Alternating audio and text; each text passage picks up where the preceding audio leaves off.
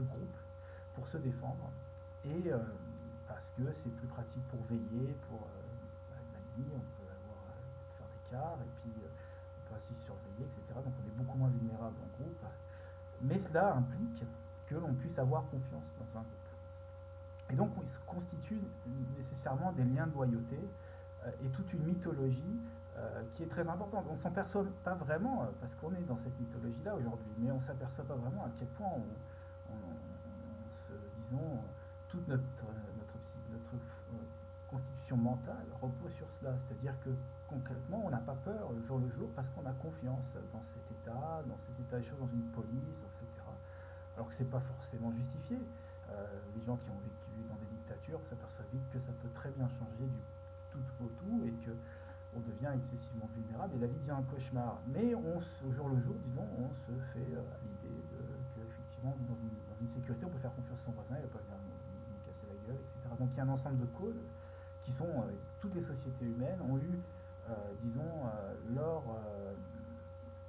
ce principe de confiance, de loyauté, etc. Et au sein d'un groupe. Mais par contre, entre les différents groupes, il y a des codes et ceux qui ne font pas partie il y a ceux qui font partie du groupe et ceux qui ne font pas partie du groupe. Et cela permet ce genre chaque groupe a sa mythologie et cela permet donc de justifier le meurtre, c'est-à-dire que quand on a besoin de ressources, et ben c'est pas grave parce qu'un Indien c'est pas un blanc, c'est pas un colon, donc bon l'Indien on peut le tuer, il n'y a pas de problème, ou un juif c'est pas un arabe et réciproquement, donc on peut s'entretuer, pas de problème. Donc toute la mythologie, même si on a la même race, etc., ça permet, c'est très pratique, ça permet, disons, de rentrer en confiance, puisqu'on a confiance dans ceux qui sont dans notre cercle, dans notre tribu, dans notre état, et disons,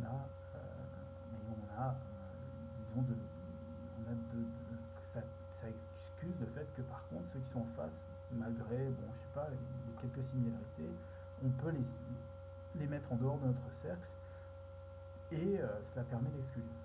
Et donc justifier l'invasion, le meurtre, l'accaparation des biens, etc.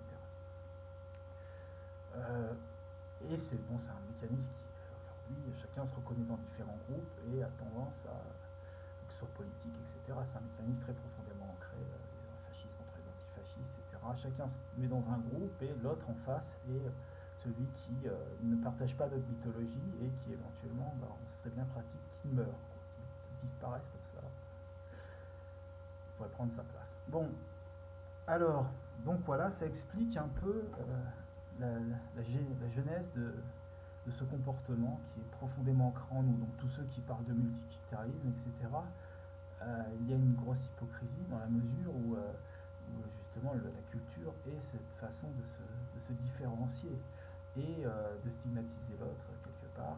Donc c'est un mécanisme profond en nous et donc il y a un certain malaise. Donc depuis toujours les hommes se sont singularisés par des codes culturels selon ce mécanisme-là et c'est un peu comme pour justement permettre la prédation, la compétition entre les groupes, il y a ce phénomène de singularisation, il y a chaque culture se fragmente et finalement ils deviennent adoptent des codes communs, ils se combattent les uns contre les autres et se font concurrence. Voilà, donc c'est un peu. Alors bon, maintenant on est dans un état moderne, ça pourrait être différent, j'en parlerai après, mais on verra que c'est pas tout à fait vrai. Alors, on peut donc voir, sous cette optique-là, on peut comprendre les ressorts de la pensée nationaliste. Mais malheureusement, comme j'ai déjà abordé, le nationalisme est une illusion. Alors pourquoi c'est une illusion? Parce qu'il reprend, en fait, c'est une construction moderne, comme je l'ai déjà expliqué, c'est une construction moderne qui reprend et qui pousse plus en avant la domestication.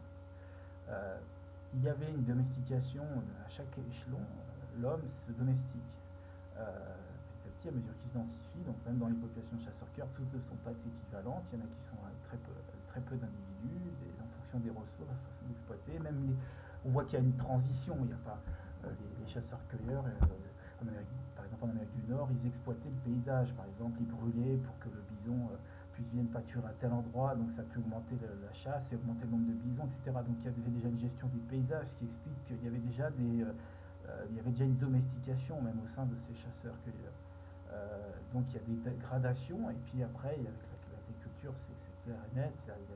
Mais on garde toujours, même avec l'agriculture, il y a différentes cultures. Par exemple, on voit selon les différentes époques et lieux, on voit de très très nettes différences de culture entre certains qui gardent, je ne sais plus comment il s'appelle ce lieu connu, là, j'ai oublié le nom, mais où on voit des codes, en même temps c'est une des premières cités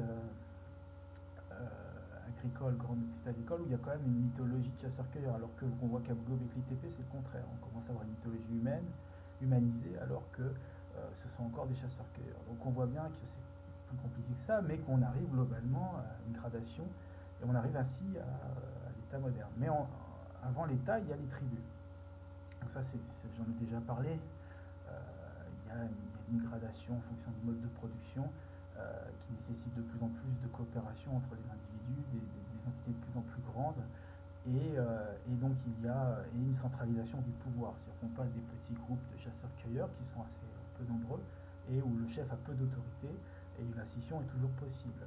Il y a beaucoup de conflits, disons que le chef a beaucoup moins d'autorité, et par contre on arrive aux tribus, aux chefferies avec des groupes beaucoup plus nombreux, de plusieurs milliers d'individus, puis ainsi on arrive à l'état, quand on dépasse le million, etc., ou plusieurs centaines de millions. Et donc, avec des rois centralisés, puis une fois que ça devient encore plus grand, c'est plus possible d'avoir un seul homme qui représente facilement, et donc il y a beaucoup de délégations, et on arrive à l'état moderne, etc. Bon, ça je l'ai déjà expliqué, mais donc on a des tribus au départ, et même dans les sociétés agricoles, il y a des liens tribaux entre les individus, c'est-à-dire qu'ils se reconnaissent comme appartenant à des tribus.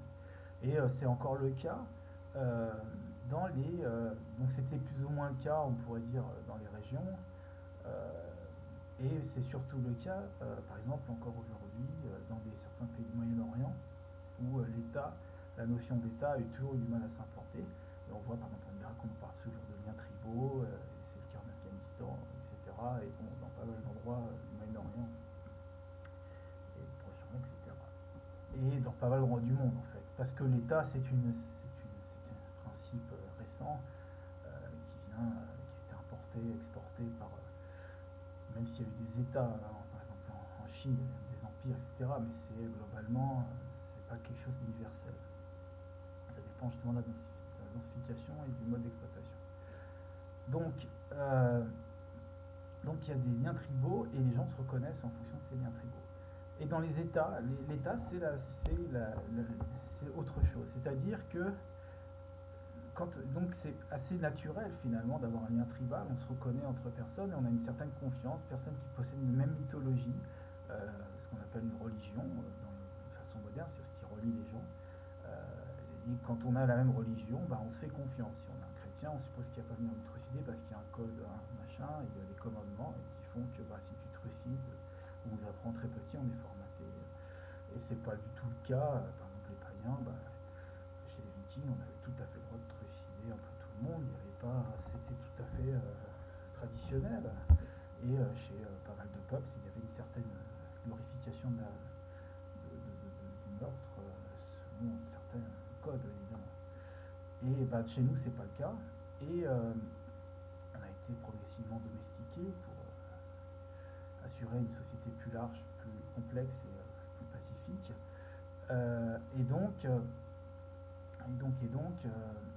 Donc dans l'état moderne,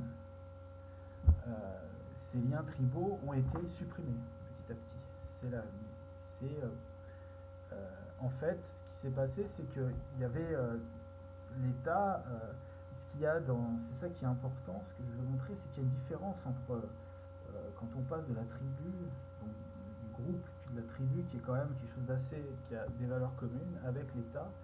C'est que l'État, en fait, dans une tribu, il y a une confiance et une connaissance entre individus. C'est-à-dire que les individus se connaissent de visu, mais il y a moins de médiation au niveau des rapports entre les individus. C'est-à-dire que entre voisins, en général, les gens ont des relations de proximité, ils se rencontrent, et donc ils vont se connaissent et ils vont se défendre. et il y a cette espèce de une proximité réelle, quelque chose de plus concret. Quand on passe au niveau de l'État, justement le rôle de l'État, c'est de faire coopérer les gens de places, de lieux différents pour des raisons économiques, et donc on supprime ces relations directes. Et l'État veut qu'il y ait des relations de confiance entre des gens différents, et donc il supprime petit à petit de force finalement, parce qu'on est formaté. Et plus on va, plus on a un système étatique, plus il y a de systèmes d'éducation, etc. Et donc on apprend à se défaire de certaines relations instinctives, de relations de voisinage, etc., de relations religieuses. Par exemple, c'est le cas de la laïcité. Et on acquiert, disons, on apprend à qu'il y a quelque chose, une espèce de une relation qui est très très abstraite, et qui demande du temps, qui est une relation médiatisée, c'est-à-dire qu'on ne fait plus confiance en un individu particulièrement, on ne se fait plus confiance en nous parce qu'on n'a aucun pouvoir, que ce soit un pouvoir de production et ou un pouvoir, c'est-à-dire individuellement on maîtriserait le système de production, si on s'isolait on serait incapable de produire quoi que ce soit. Et on n'a plus de pouvoir individuellement, mais par contre, et donc, ni de pouvoir de défense. Par contre, l'État, donc, on fait confiance donc à une espèce d'institution désincarnée, et donc il y a une médiatisation, c'est-à-dire que les individus vont coopérer parce qu'ils ont une même mythologie, mais que c'est pas, il n'y a pas de confiance entre individus. Il n'y a pas de coopération entre les différents individus. Pas de coopération directe, sauf dans certains cas, comme des révoltes, etc., où là, justement, l'État perce de son autorité. Donc voilà, donc il y a une différence de fond. Et le but de l'État, c'est systématiquement d'essayer de supprimer ces relations directes entre individus, ces relations de confiance et ces relations de défense, qui sont des choses qui sont ancrées en nous. C'est-à-dire qu'instinctivement, dès qu'il y a un problème, on cherche à avoir des appuis concrets, à toucher des individus pour pouvoir se défendre, à avoir un cercle, pour pouvoir se sentir en sécurité et ne pas se sentir isolé, parce qu'isolé, effectivement, on est très vite vulnérable. Donc voilà, donc c'est la notion d'État, et le nationalisme, c'est justement c'est cette chose artificielle qui a été créée avec l'inter-industriel et qui a supplanté dans des États grands comme la France, qui étaient de différentes régions, différentes langues, différentes cultures, qui a supplanté par une mythologie républicaine, etc., tous les liens qui étaient des liens tribaux finalement, directs entre des individus, des liens de religion, des liens de culture, soit par exemple en Bretagne, en Occitanie, etc., ou en Moselle, je ne sais pas où.